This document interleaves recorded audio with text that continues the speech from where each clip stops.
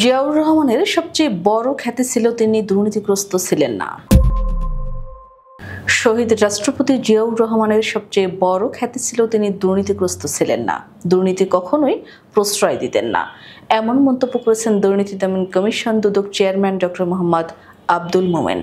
রোববার বগুড়ায় আয়োজিত এক গণশুনানিতে প্রধান অতিথির বক্তব্যে তিনি একথা বলেন।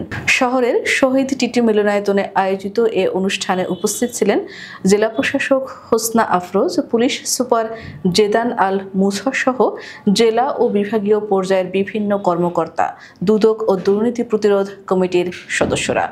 দুদক চেয়ারম্যান বলেন, জিয়াউর রহমান ছিলেন একজন আদর্শবাদী রাষ্ট্রনায়ক। তার সময় দুর্নীতির বিরুদ্ধে অবস্থান ছিল কঠোর।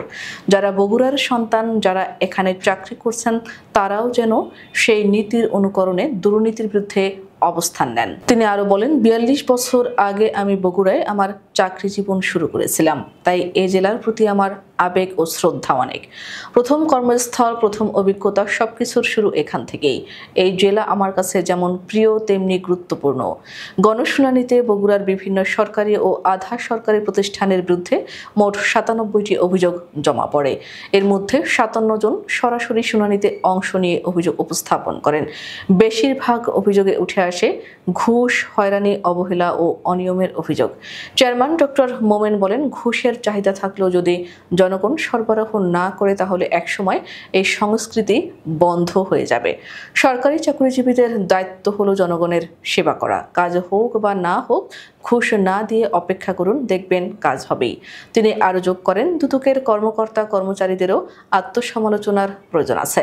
তারা যেন নিজে দুর্নীতির সঙ্গে সম্পৃক্ত না হন, সেদিকে সবার নজর রাখতে হবে। চেয়ারম্যান মোমেন বলেন, তারুণ্যই পারে দুর্নীতি প্রতিরোধে সবচেয়ে বড় শক্তি হতে। তাই তরুণদের সচেতন, সৎ ও সাহসী হতে হবে। দুর্নীতির বিরুদ্ধে সকলে মিলে কাজ করলে বগুড়া একদিন দেশের মডেল জেলা হয়ে উঠবে। গণশুনানির মাধ্যমে জনগণের অংশগ্রহণ যেমন বেড়েছে, তেমনি প্রশাসনের কাছে জনগণের প্রত্যাশা উঠে এসেছে সরাসরি। অনেকেই আশা প্রকাশ করেন, এই ধরনের উদ্যোগ নিয়মিত হলে প্রশাসনের সেবার মান আরও উন্নত হবে।